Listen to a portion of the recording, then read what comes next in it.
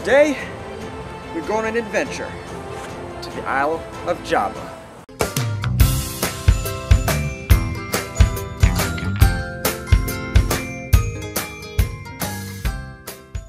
Good morning to wherever you are. This is your Java Man, and today on Coffee Around the World, we are going to the island of Java.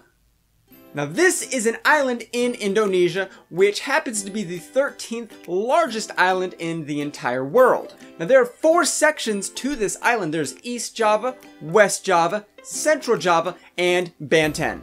Now in order to start our adventure together, we need to go back in time to 1696. During this time, the Dutch governor in Malabar, which just happens to be on the southern end of India, wanted to get some Arabica coffee started in Indonesia. So what his plan was, he started talking to the Dutch governor in Batavia, which is now known as Jakarta, which is the capital of Indonesia, and it just happens to be on the island of Java. 2 shipments later, they got some Arabica coffee there, and it just started flourishing. And then almost immediately, exports started going out to Europe from the Dutch East India Company and started to get spread throughout the entirety of Europe. However, these things cannot go off without a hitch. In the 1800s, coffee took a pretty big hit there on the island of Java. What happened was there was this yeast infection that got into these plants known as coffee rust. Now the Arabica plants just got decimated by this because they were a lot more susceptible to this type of infection. However, the coffee farmers in this area got real smart and they decided to place these plants with a little bit more hardy plants like Robusta and Liberica. Now don't fret, they kept the Arabica plants in the higher, bit drier regions on the island. Also, you remember when I started talking about the export? Well, this also has to tie in with the very first coffee blend. Now the first port they just happened to send their coffee through was in Yemen, a Middle Eastern country, and then from there went off to Europe. Now Yemen just happened to have their own type of coffee in their port known as, well, Mocha. And they just happened to mix the coffee beans together and thus created the first coffee blend, Mocha Java.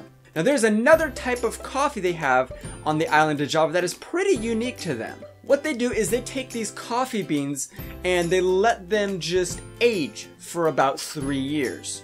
And what they do is they let this sit, and you know it's in Indonesia, there's a lot of warm, moist air circulating. What it does is it permeates into the coffee and starts aging it. This takes that green coffee bean and slowly ages it into a little bit more of a lighter brown kind of color. What this does is it takes away a lot of the acidity and makes it a little bit stronger, more mellow type of flavor, which may have been something similar to what the Europeans were getting back in the 1800s when they were getting their shipments overseas. Because as you know, shipments from Indonesia all the way to Europe probably took a really long time, potentially 3 years maybe. So what they're doing here is something similar to what they may have been having in Europe at that time. Now say you are on this island of Java and you cannot help but get some coffee there. Well, of course you can get your coffee from your Starbuckses and your other big coffee companies, but this isn't where they shine. You have to start digging deeper to get the real gold on the island.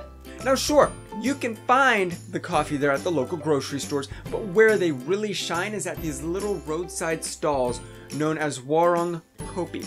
Now here they serve something called kopi tubruk, which is coffee seeped in a glass. Now if you'd like your coffee with milk, you can order something called kopi susu, which is just coffee with milk. However, just be prepared, in that area they will most likely use sweetened condensed milk. Also, another word of warning, their coffee is ridiculously sweet. If you have a sweet tooth, this is perfect for you. If you don't, just keep this in mind. Also, you know I told you the coffee was seeped in a glass? Those coffee grounds are still on the bottom, so when you are about to just chug your last little bit, you might want to keep your mouth closed in order you don't choke on them. They kind of refer to this as coffee mud there. Well, I think that has to do it for our adventure. I hope you enjoy our island expedition. If you have a place for me to want to go explore the coffee world with. Throw it in the comments if you have an idea for another coffee video. Just holler at me, and hey, let's go brew up some love for somebody.